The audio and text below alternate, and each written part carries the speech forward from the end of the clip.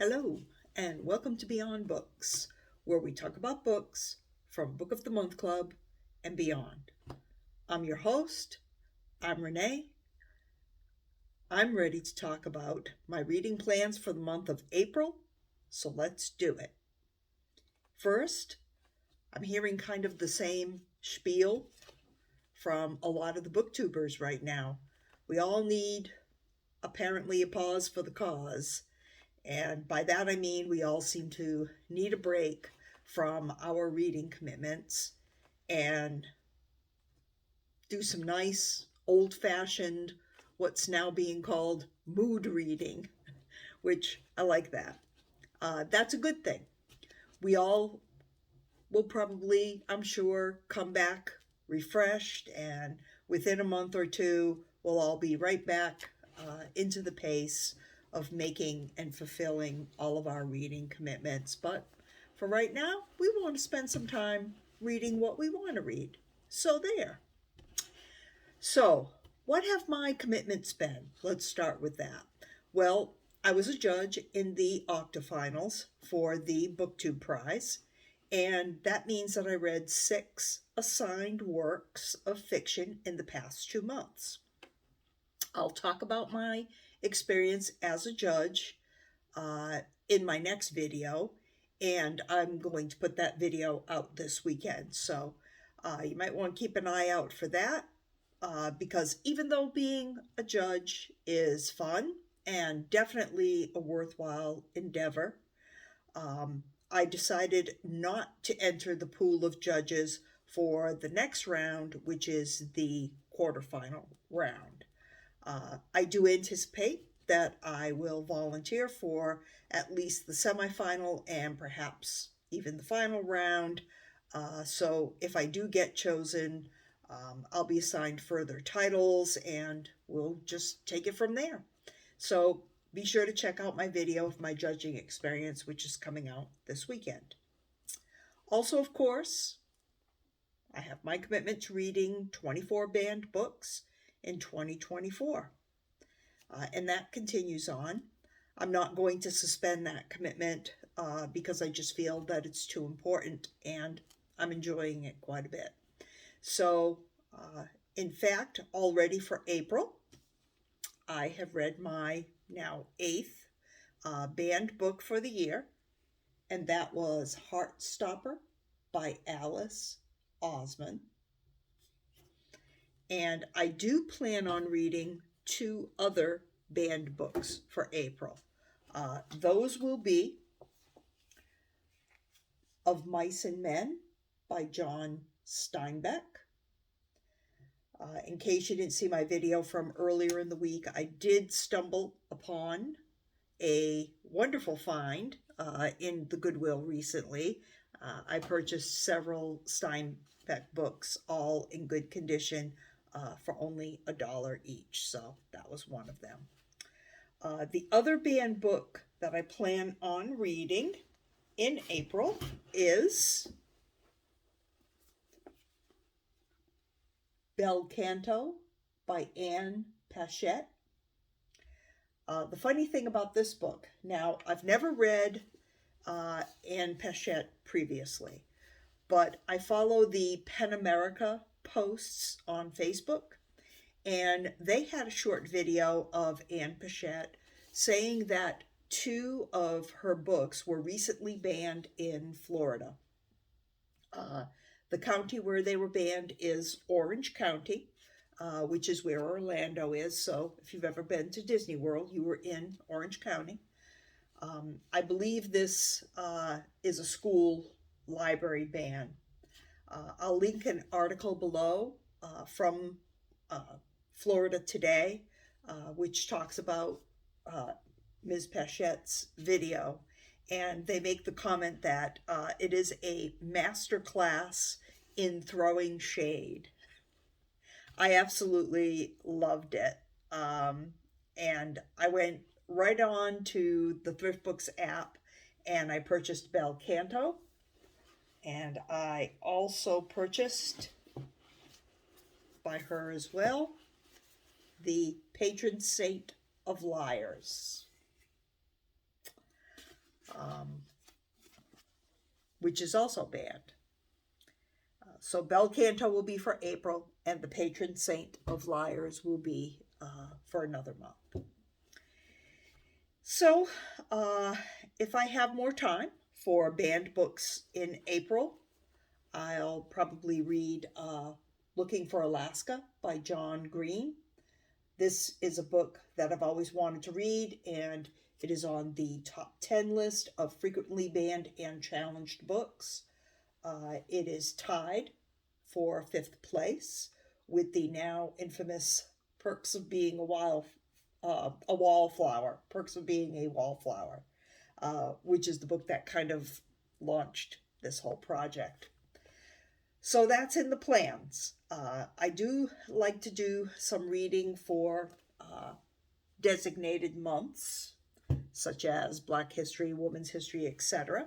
So April is Autism Awareness Month, and I plan to read The Kiss Quotient by Helen Huang. And this is a romance that has a character who has Asperger's. And this book comes from my mystery box that I received from Book Bundlers. So speaking of the mystery box, I have already started what is now my 4th book from that box of 10. And this is the book. It's called Silence by Shusaku Endo. And talk about a mood reading. What happened with this was I pulled this off my shelf about a day or two ago, and I just kind of started reading it out of curiosity because I had forgotten what it was about, and I ended up getting hooked on it, and now I will finish this. It's about 2 Jesuit priests in the 17th century who are sent to Japan, mainly around the Nagasaki area, and they are there to bring Christianity to the Japanese. Christianity, it seems, at the time, was fairly well accepted by the peasant people of Japan, who found comfort in the stories and the rituals.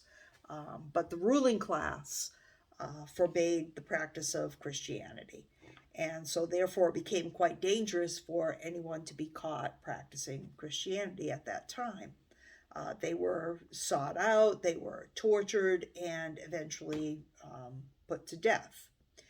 So in the book now, this is leading to a spiritual crisis for, in particular, one of the priests who is questioning the reasons why he's there in Japan, why Christians are being made to suffer, and why their pleas to God are met with silence. That's the name of the story. The book was written in the 1960s in Japanese and translated into English. It's not my usual type of book, but I am finding it fascinating. So more about that one probably when I finish it. So also it is National Poetry Month. So in April, I've already completed this one as well. This is a novel that is written in verse. It is called Enemies in the Orchard by Dana Vanderloot.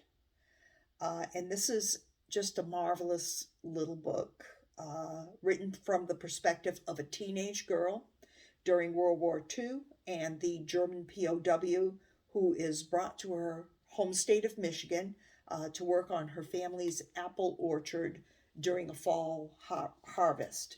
So it's based on a true story, and it's just delightful, really. My review is posted on Goodreads if you're interested in that. So finally, I do have one commitment in my reading plans that really does, need to be completed, and that I had promised I would specifically do. And that is, I have an advance electronic copy of a book called Goyhood.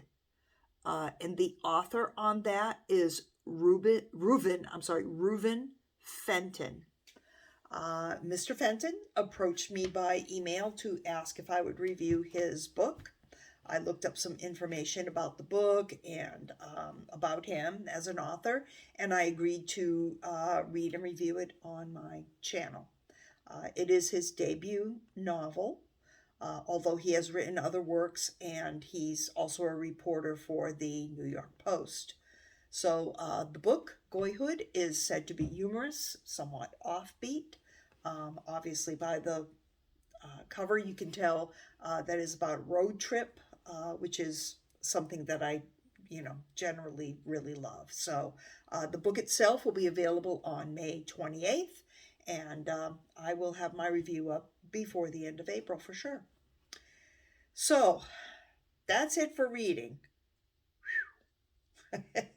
That's enough. But I already have 2 under my belt for the month, and another already started. I'm well on my way into Silence, the accidental, the accidental read. And most of the others aren't particularly long, so I'm sure I'll be okay. So as far as other plans, April 19th will be my next live episode. I would love for you to join me at 7 p.m. For an episode entitled The BookTube Experience, Why We Do What We Do. You don't have to have a channel to join in the discussion, and I would love to hear your comments and hear about what keeps you going. Why BookTube? What's fun about it? What's not? And what do you think the future holds for you? So, if you like my content, please like, subscribe, give a thumbs up, ring the notification bell, and leave me a comment. I read them all, I respond to them all, and I appreciate everything that you do, all your interactions with my channel all the time. I sincerely hope that you all have a great day. Take care, and thanks again for watching.